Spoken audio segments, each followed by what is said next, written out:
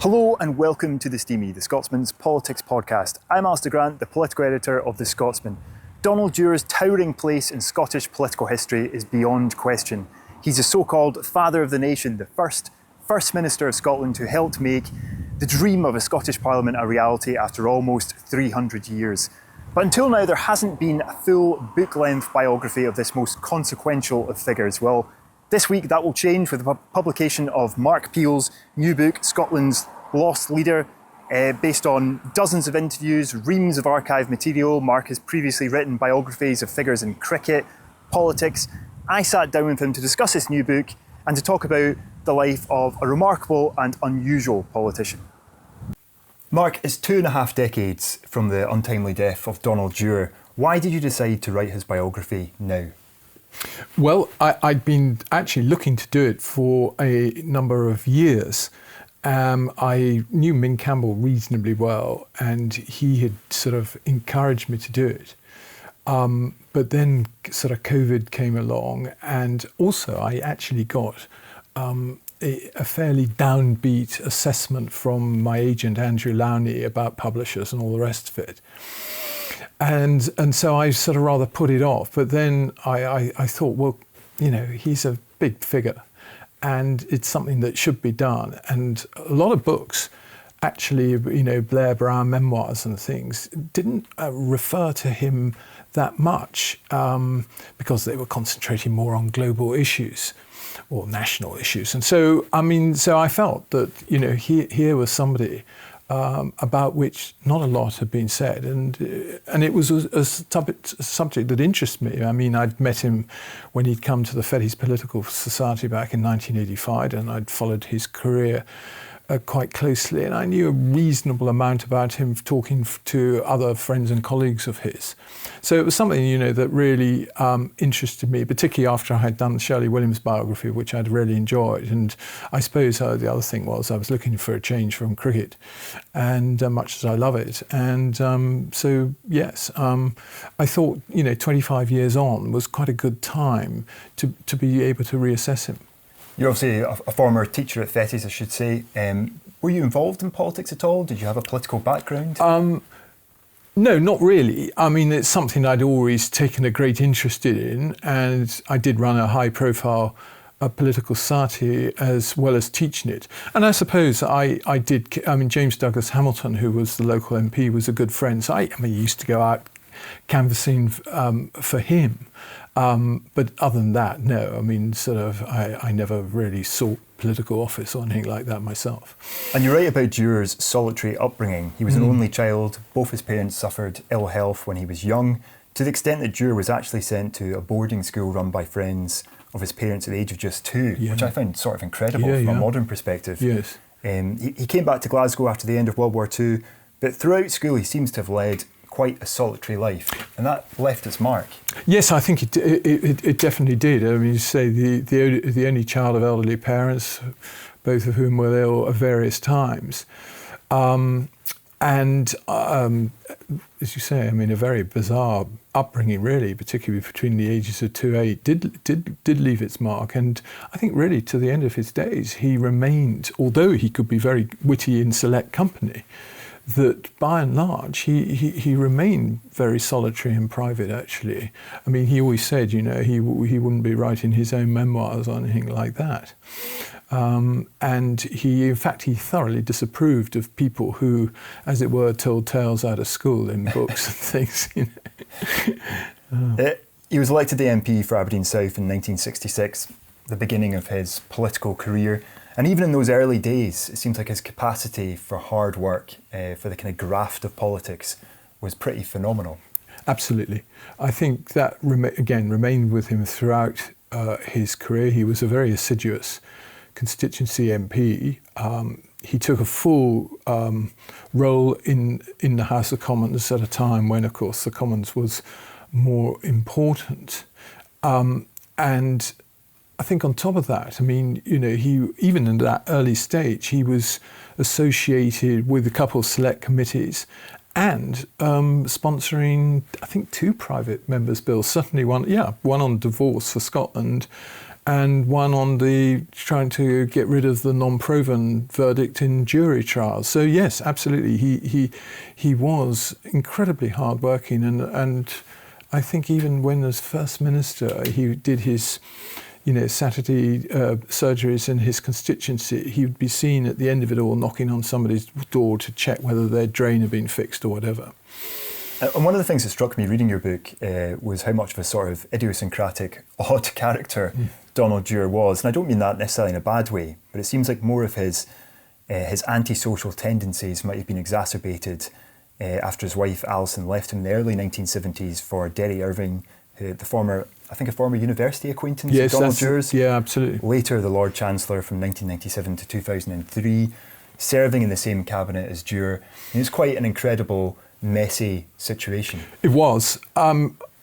I felt very sorry for him, actually, because I think it's one thing for somebody to run off with your wife. It's quite another then to end up sort of having to deal with him in cabinet on perhaps the most important issue that Scotland have faced in many years. And as you say, I think, yes, it did accentuate his slightly more brash sort of side, sort of he'd go into somebody's house and open their drawers and make various comments about their clothing or their sort of biscuits or whatever it was. I mean, he was renowned for that, actually. But at the same time, that sort of kind of straight talking, I think, went down very well with the electorate. I mean, he was the last person in the world who was ever going to sort of, be dressed up in New Labour spin or anything like that. Yeah, I mean, there seems to have been so many different sides to his character. I mean, you're touching on it there. He could be quite rude, quite antisocial, but he could also be really good company. Absolutely. And really funny too, actually. I mean, you've got quotes in the book, his very kind of dry sense of humour. And I was quite struck, actually, by how warmly his daughter Marion talks about him. I mean, she says he was one of the funniest people I've ever met, and there are not many people who could say that about their dad. I mean, what a kind of a lovely thing to say. No, absolutely. I think that is very true. I mean, I remember sort of earlier this year visiting Fiona Ross in Glasgow, who was one of his closest friends and knew him probably as well as anybody. And I remember her telling me that, she used to put on a sort of New Year's hogmanay party. And one year he'd come along and, he'd been fairly gruff until, as the party guests began to leave and it was left with the rump. And then suddenly he'd come alive and tell all these incredibly funny stories about himself or other people. And there was that, undoubtedly, that warmth to him. And I can see with his children, who obviously he adored, that they would have seen that side of him, and rather the lugubrious person who was having to get a bill through the Commons with people not cooperating or whatever it was, Yeah. And there's that great line from John Smith in the book, I'm probably going to misquote it, that, Donald Dewar was never happier than when he was totally miserable. No, absolutely, yes. And even when in the moment of probably about his greatest triumph, when he came back to Edinburgh after the devolution white paper had gone through the Commons, and there were 300 people, so home rulers, close friends, relations at Edinburgh Castle. And he sort of came in and he said, I'm almost enthused, that's about it. Yeah. But I think he is particularly interesting because we live in an age now of, Andy Burnham, hyper-aware politicians, posting social media videos where he's rating pub snacks, curating this image of a kind of down-to-earth everyman, one of the lads. And Donald Dewar could not be further from that in some ways. I mean, he was quite idiosyncratic, as I've already said, in his own tastes. He wasn't an everyman in that respect. But in some other ways, I think he's also extremely Scottish. Yes, as a character. Absolutely, I couldn't agree more. I think that's very true. I guess he got that from his parents, who were both obviously high achieving, very much sort of Church of Scotland, pillars of the Saltire Society and local society. Father, obviously, very respected consultant dermatologist and all the rest of it. And I think that sort of kind of public integrity was very, very important to Donald.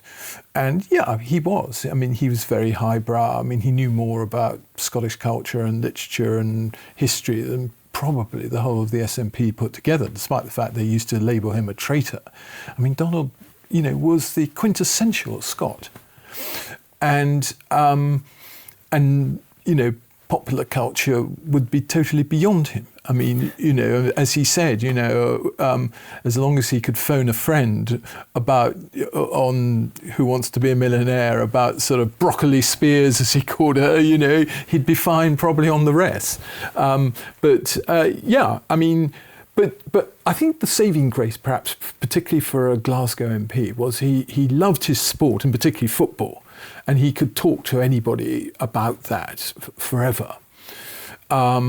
And I think, again, that sort of kind of, unpretentious company really, brought him out.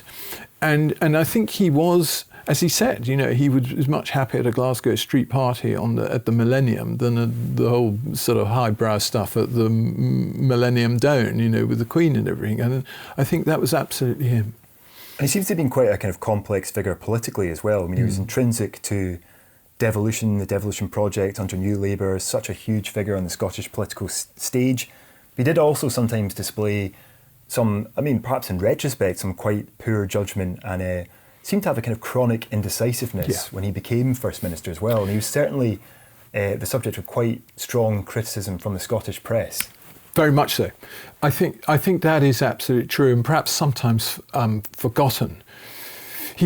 Deep down, he was very sensitive. I think that was the thing I learned most about it. He hated conflict, unlike someone like John Smith, who could give it out and then have a drink with the trade union people and a rather rowdy session. I mean, Donald wasn't like that. He shied away from it. I mean, yes, in the debating hall or whatever, he could give as good as he got, but that was within certain rules.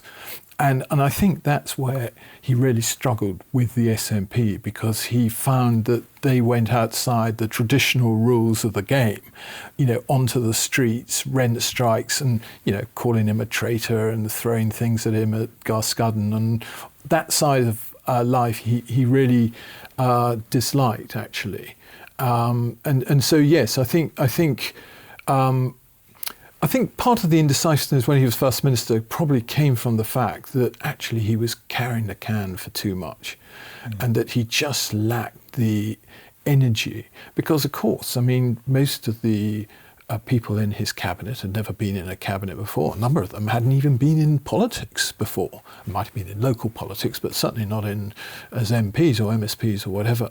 And so I think he had this real, sense of responsibility to everybody, and at times I think he just lacked the sort of energy to cope with everything, alongside the fact that he probably hoped that a number of these things would go away. I think particularly things like the John Rafferty thing. When he was obviously close to his aide, and he was very loyal to people, actually. And that could cause problems in itself. And then in the case of Rafferty, he had Alistair Campbell and people saying, no, you should keep it. And I think he was actually, generally caught in two ways. And I think the other thing perhaps about him was, compared to, say, Tony Benn and Alistair Campbell, he didn't appreciate or wasn't prepared to appreciate the demands of the modern media. And, it was no good saying, well, get back to me tomorrow evening and I'll give you an answer then. People wanted answers much quicker, and he wasn't always prepared to do that. And I remember David Whitton, his press secretary, telling me that, at the weekend he would deliberately turn off his phone as if things didn't happen at the weekend. Yeah. So, but yes, I think he was indecisive, actually, for a number of reasons. And we should touch on the Holyrood building scandal, because when people think of the early days of devolution, some of the rows that happened around then, that is the kind of preeminent one. And he was very involved in it. Yes. He took sort of control of the early stages of that project, was very involved in appointing the architect, the design, the location. To what extent, I know there was obviously a big review into this, and this issue has been debated at some length, but to what extent do you think he was personally responsible, or has any personal responsibility for what happened in terms of the ballooning cost in the Well, I think, and actually having, we've just talked about his indecision. I think that was a case when he wasn't indecisive. I think his fear was And it just showed, even with a majority of 170 odd or whatever they got, that they might be out of government after 4 years. And he was desperate to get this project up and running and wasn't prepared to leave it to the MSPs and things. And so he did take the lead there. As you say, I mean, with the location and with the architect and the, construction project, and so, and he did give a figure of whatever it was, 40 million pounds, which he must have known was, generous, to put it mildly. Ended up being 10 times that? Yeah, well, exactly. Yeah, so I do think he does take quite a bit of responsibility for that, actually. And then you get into that rather bizarre situation about, as the costs began to escalate, he said, well, I wasn't told about this by my civil servants, and quite rightly they didn't tell me, And I think that Lord Fraser was probably quite generous to him in the final summing up. Now, Donald might then argue now and say, well, so what? Okay, it costs considerably more, but look, here it is, and everybody likes it, and so on. But I think undoubtedly, again, it was quite a scandal, and I think it did cause him quite a lot of grief behind the scenes, actually. Yeah, I'm sure there are people now who think the building was a waste of money, don't particularly like the final product. I'm not one of them, I have to say. Yeah. I think it's a great building.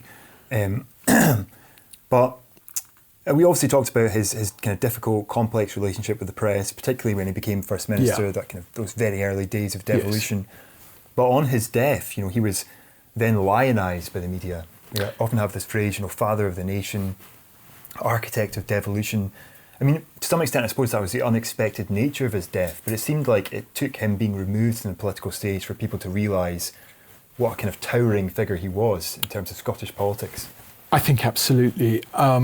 We all know cases, particularly with politicians and controversial figures, that they're never as popular as when they die, because, naturally enough, you tend to skirt over some of the faults and look to the virtues. But I think this goes back to perhaps one of the great faults about devolution amongst both press and politicians, is that they expected too much of it too soon. And Donald would have been amongst those, and about there's a new voice in the land, and that the Parliament was going to be about cooperation, not conflict, and it was going to be about greater transparency, and it was going to transform the lives of Scottish people and all the rest. And even now, one could argue that it's fallen rather short of the expectations. And so, in those first few months, of course, I mean, there was going to be a time of, transition, of getting used to the setting up of this new parliament with a coalition government, and a lot of MSPs totally new to the process, and an understaffed First Minister's department and a policy unit not sure what actually it was meant to be doing, and then the press much closer in company here in Holyrood than ever they were at Westminster. And I think put all that together, and Donald's, as I say, perhaps rather relationship with the media, and you can see how a number of these essentially like small scandals rather escalated out of control. And I think it's perhaps because they had such high expectations and perhaps gone overboard about that during 1997, they were now, very much sort of going to the other extreme and sort of exposing every single sort of flaw and error. And it was only, the sheer suddenness of his death, I think brought him back down to earth, particularly, I suppose, when they looked at who the potential successors were. And with all due respect to any of them, whether it was McConnell or Henry McLeish, they weren't in the first level. Donald was a superstar in many ways, in a way that someone like Gordon Brown or Campbell or David Steele at the time, if they'd come back OS still did come back, but it mainly as presiding officer. Whereas none of the others really were in the same league, and people were beginning to realise that. And I think going back to your first question about why the book, I think now, perhaps after 25 years, it's easier perhaps to try and give a set of, a balanced account of his life and what he actually achieved and what he left undone. And I think you can see that now with the current plight, A, of the Parliament, and B, of the Scottish Labour Party.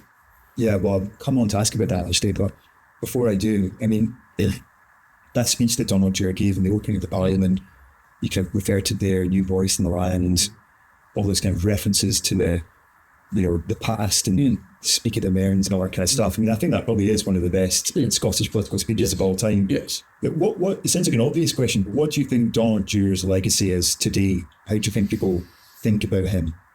I think inevitably, as predominantly the architect of the Parliament, of course, having been in opposition almost all his career till then. I mean, it was very difficult, for him to be, other than a conscientious MP and a shadow, keeping the Thatcher major governments, to the far.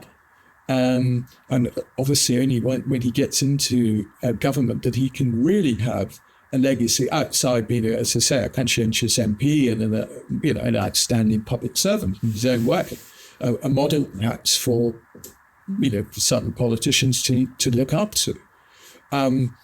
And what do we have? I mean, he comes into power in May 97. He's dead by October 2000, and he's off injured, ill, and recovering from heart. So it's effectively 3 years that he has. I mean, I think one or two. I mean, outside the whole question of the Parliament, I mean, he undoubtedly passes some very useful legislation about the national parks and land reform and Clause 28. Clause 28, absolutely. Reading about that part in the book, it's like looking back at a foreign country. Yeah, absolutely. And free bus passes, not things which are going to set the heaven on fire, but very useful. And in fact, actually, when you look at it, actually, given the fact that effectively he only had about a year actually in government to pass things, it's not a bad record. And as I say, and a lot of it might not touch people in the way that a drastic change in sort of health or housing. Now, having said that, I think neglected the one other thing, which I think really was big, was the transfer of the Glasgow municipal housing to housing associations. I think I quote Professor Duncan McLennan, who's a housing expert, who, earlier this year or last year, said that, looking back, I mean, that really was, and I think a significant piece of legislation that undoubtedly has improved housing in Glasgow very much for the better. And that was a